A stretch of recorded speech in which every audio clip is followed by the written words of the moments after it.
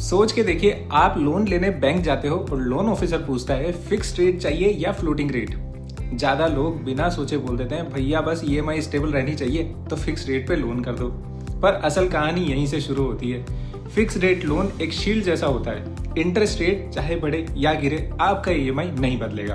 Piece of mind मिलती है, लेकिन फ्लेक्सिबिलिटी चली जाती है। जब reserve bank of India repo rate कम करता है, फ्लोटिंग बोरोवर्स के ईएमआई गिरते हैं, पर आप वही पुराना रेट पे करते रहते हो। मतलब फिक्स लेने वाले लोग कभी कभी स्टेबिलिटी के चक्कर में बेनिफिट्स को मिस कर देते हैं। फ्लोटिंग रेट दूसरी तरफ एक रोलर कोस्टर जैसा है। आरबीआई पॉलिसी के हिसाब से ईएमआई कभी कम कभी ज्यादा होती रहती है, लेकिन अगर आपका लोन लॉन्ग टर्म है तो हिस्टोरिकली फ्लोटिंग रेट लोन्स ने ज्यादा पैसा बचाया है, क्योंकि लॉन्ग टर्म में इंटरेस्ट रेट साइकिल नीचे आते हैं और एवरेज इफेक्टिव कॉस्ट कम पड़ती है। और एक और इम्पॉर्टेंट बात, फ्लोटिंग रेट पे यूजुअली प्री पेमेंट पेनल्टी नहीं होती, जबकि फिक्स रेट लोन को क्लोज करने पर बैंक आपसे एक्स्ट्रा चार्ज करते हैं। मतलब अगर आपको फ्यूचर में बोनस या एक्स्ट्रा इनकम मिल जाती है, फ्लोटिंग रेट लोन आपको अर्ली क्लोज करने की फ्रीडम देता है। तो फाइनल डिसीजन कैसे लेना है समझिए।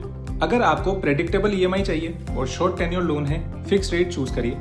अगर आप लॉन्ग टर्म लोन ले रहे हो और थोड़ा रिस्क लेने के तैयार हो तो फ्लोटिंग रेट सही हो सकता है। और सबसे स्मार्ट बोरोवर्स करते हैं स्प्लिट स्ट्रेटेजी, यानी कुछ हिस्सा फिक्स कुछ हिस्सा फ्लोटिंग। याद रखिए, लोन सिर्फ पैसा बोरो करना नहीं होता, वो एक फाइनेंशियल स्ट्रेटेजी होती है। मैं हूं सीए आनंद शर्मा, और अगर आप पैसों के डिसीजन को डेटा और लॉजिक के साथ समझना चाहते हैं, फॉलो करिए ताकि आप ईएमआई के गुलाम नहीं मास्टर बन सकें।